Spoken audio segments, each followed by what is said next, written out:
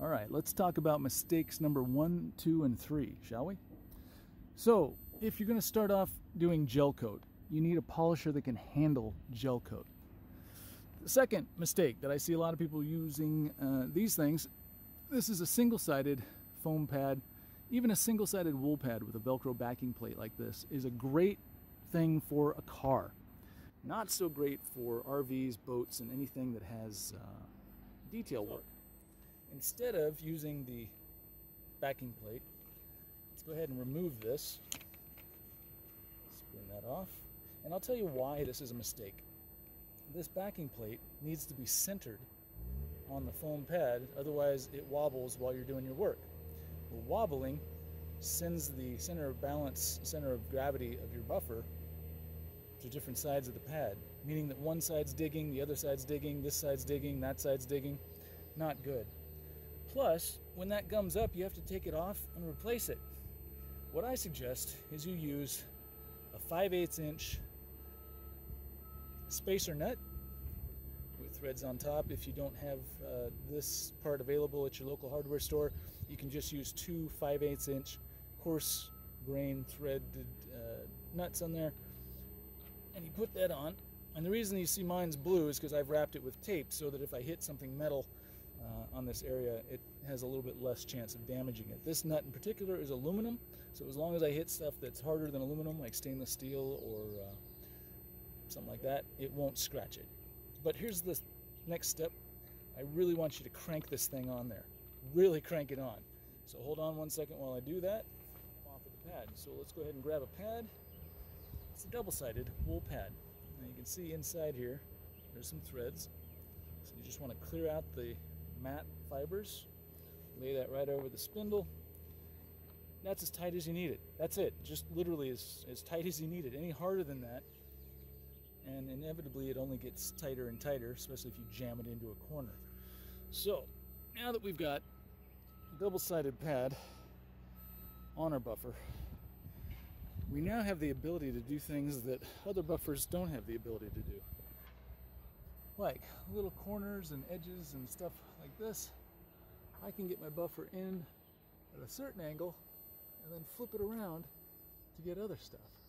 Plus, when one side of my pad gets all gummed up, all I have to do is flip it over, and it's a dry, clean side over here. And once that side gets gummed up, well, I just spur this out and it's a dry, clean side.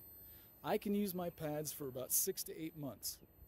Most people I find use a pad for about a month and then they destroy it. So there you go. Steps 1, 2, and 3. Pick the right buffer, pick the right wheel, and get started correctly. Yeah, no, we're not working on that. Don't worry. We are, however, working on this. This is a 55-foot RV. She's about 30 years old. This is a little test spot I've done just to see what I think is going to work. Now, I hear a lot of people talking about RVs and getting the shine back. So they'll say if you put your hand on the side of the boat or the gel coat and you can see the detail in your hand, well, you've done a pretty good job if you're at a 45-degree angle. I tend to think that that's a bunch of horse myself. So let me show you what I'm talking about. This is just compound. There's no wax on this. I mean, my God, you can almost read the instructions on the side of the ladder. So without polish, just after compound, this is the result you should get. Otherwise, you're looking at something more like that. So when I see people saying, oh, if you put your hand on this, you see some detail, 45-degree angle, there's your detail. Can you see clearly in the reflection? That's the answer. If you can't, keep compounding. That's the other answer. Anyway, we'll keep going and I'll show you what this looks like after I wax it. Shouldn't look much different, because quite honestly, the compound does all the work, or it should, and the wax just locks that work in. Alright, see you in a bit. Okay, so in this section, what I'm going to do, I've already taken care of the paint on the bottom. That was fairly easy, didn't take very much of aggressive compound or anything like that. A light cleaner wax with a random orbital polisher to remove any swirls and to not dig into the paint.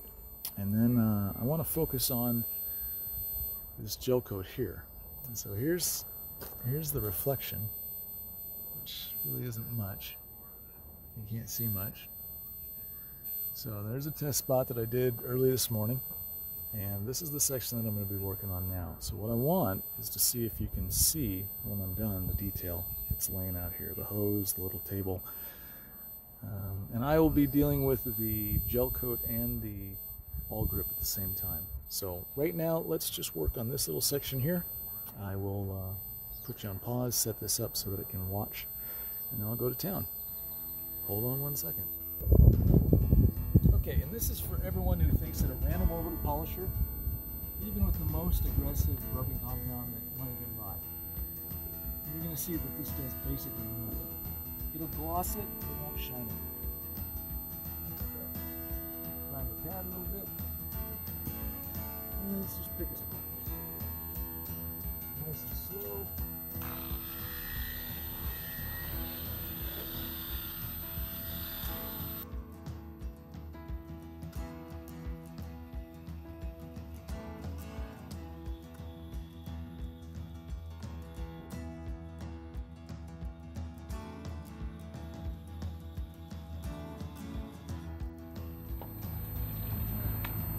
It off and see how it looks, shall we?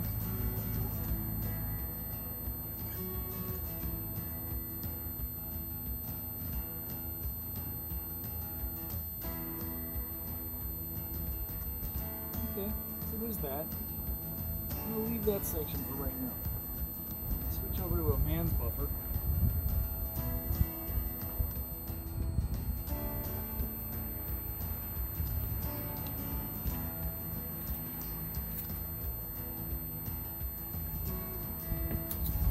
Since we're compounding, let's go ahead and clean it out.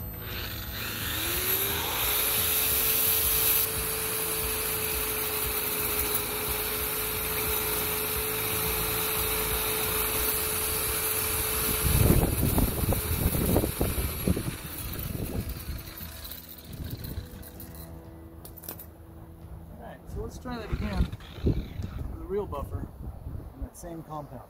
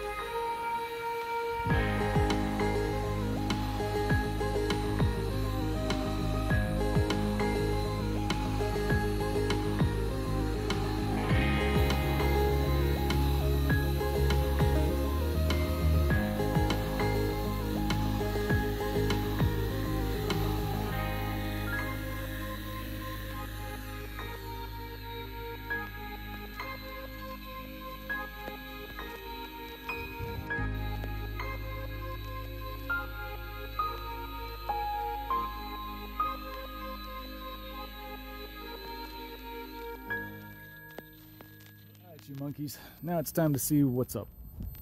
So if you recall, right about here there's a delineation between what was done with the random orbital polisher. There's the reflection, you see that? Not too impressive. However, with a real buffer you get a lot more uniform and clear finish, and it takes about half the time. as long as you know what you're doing. So you might have seen me spread the compound out a little bit slow. That's to get it worked into the pores, let that oil saturate the gel coat. And then on a big flat section like this, even though there's decals and whatnot, as long as you're paying attention, you can go ahead and polish these without burning them. And if you look, the reflection of the paint is legit. So here again, random orbital polisher. I mean, it's got a gloss to it, but who would want that as a finished product? And then all you got to do is just go back a little bit. So there's random, there's rotary. All right, I'm going to back up because we're about to slide this back in so that I can get the roof line. And we're back. All right, so everything that you're seeing here has been done. I'm not saying it's perfect, but it looks pretty good. And where the ladder is between that and the masked off vent, that's what I'm working on now. So let's take a look here, see what we got.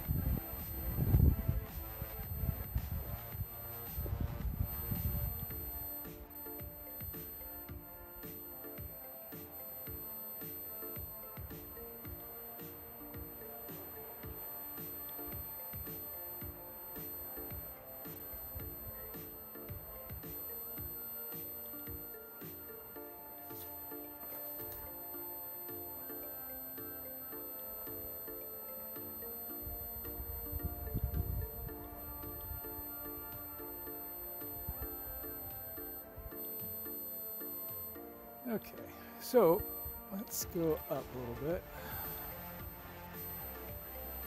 And if you see that weird dull little dot, that's the sun right in the center of your screen. And we'll move over a little bit. Well, we don't have the sun, but okay, now you see that line? You're going to think that's a swirl.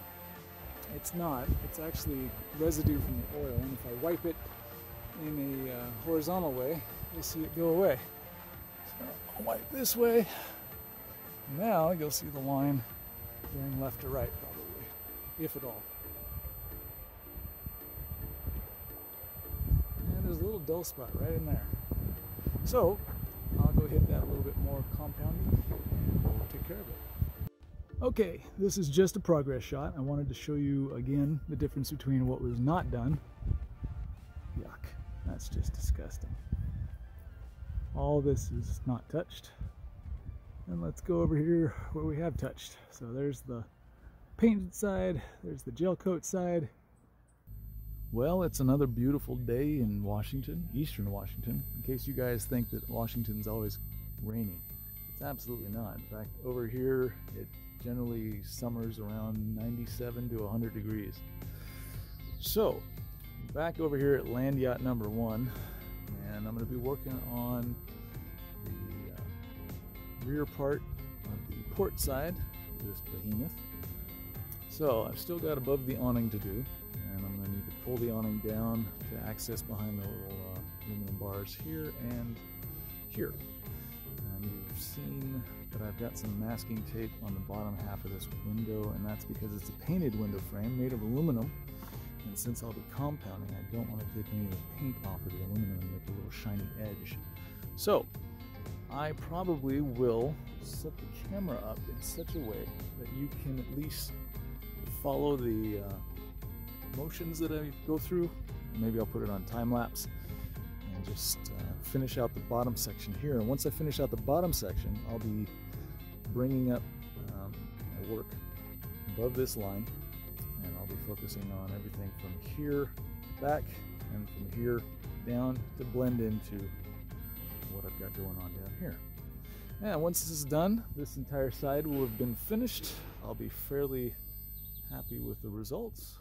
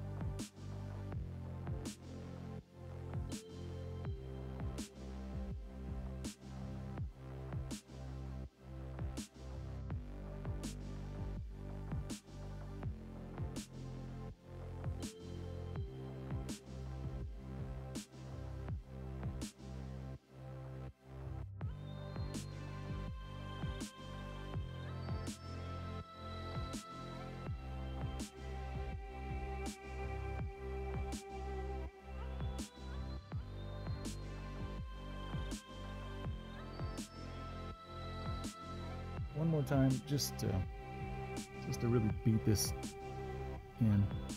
There's the reflection. Can you see the name on the product? Anyway, this is just compound. I'm not relying on wax or cleaner wax or a filler or any sort of stuff like that to give me a decent shine. I'm just using compound. So, there we go. So you can see color, that's good. You can see color in gel coat on the reflection. That means you're pretty close to as good as it gets. Now the problem with gel coat is because it's porous, you can keep grinding and grinding and grinding. Once you've reached its highest level of shine, you can't get any higher because there are constantly pores that you're opening up underneath the pores that you just sealed and polished. So every time you grind on gel coat, you're basically opening up the pores again underneath what you already locked in. So there we go, and I got a little bit left to go here, above that, under there, so maybe about 20-30 minutes left. All right, we're almost to the end, and I just wanted to once again iterate the fact that while people claim that they're supposed to be able to see detail in the reflection, I can only assume that they don't understand what they're doing when they only want to see detail in their fingers, when what you should see is clarity as far as the eye can see. I mean, you want to be able to see this thing like a mirror.